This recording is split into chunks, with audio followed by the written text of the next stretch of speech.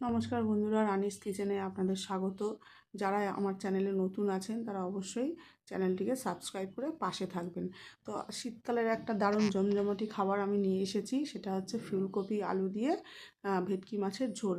অবশ্যই আপনারা ট্রাই করবেন, খুবই ভালো লাগে, খুবই দারুণ স্বাদের হয়।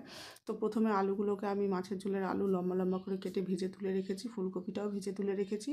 তারপর সেই তেলের মধ্যে সর্বপ্রথম তো মাছটা ভেজে রেখেছি।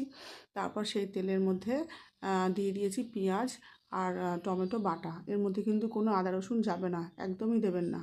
তারপর এর মধ্যে দিয়ে দেবো একে একে গুঁড়ো মশলা, যেমন নুন, হলুদ, লঙ্কার গুঁড়ো আর জিরের গুঁড়ো অবশ্যই দিতে হবে। জিরের গুঁড়ো দেওয়ার পরে তারপর কয়েকটা কাঁচা লঙ্কা দিয়ে এবার মশলাটাকে ভালো করে ঢাকা দিয়ে কষিয়ে নিতে হবে। মশলাটা কষানো হয়ে গেলে এবার ভাজা আলুগুলো, ফুলকপিগুলো দিয়ে ভালো করে আমরা মশলার সাথে মিশিয়ে নেবো আলু আর ফুলকপিগুলোকে। মিশিয়ে নেওয়ার পর এবার পরিমাণ মতো এখানে জল দিয়ে দিতে হবে, গরম জল এখানে পরিমাণ মতো দিয়ে দেবো।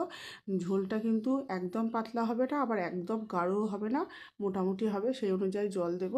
জল দিয়ে তারপর আমাদের তো এখানে আলু ফুলকপিগুলো অনেকটাই সিদ্ধ হয়ে গেছিলো, এবার ফুটে উঠলেই কিন্তু মাছগুলো এর মধ্যে দিয়ে দিতে হবে। দিয়ে এবার পরিমাণ মতো একটু চিনি দিয়ে দেবো, যারা দিতে চান দেবেন, না দিতে চান না দেবেন। আর নামানোর আগে অবশ্যই গরম মশলা দিতেই হবে, এটাই কিন্তু আসল স্বাদ। দেখুন কতটা চমৎকার লাগছে দেখতে, আপনারা অবশ্যই ট্রাই করে দেখবেন আর জানাবেন আমাকে কেমন।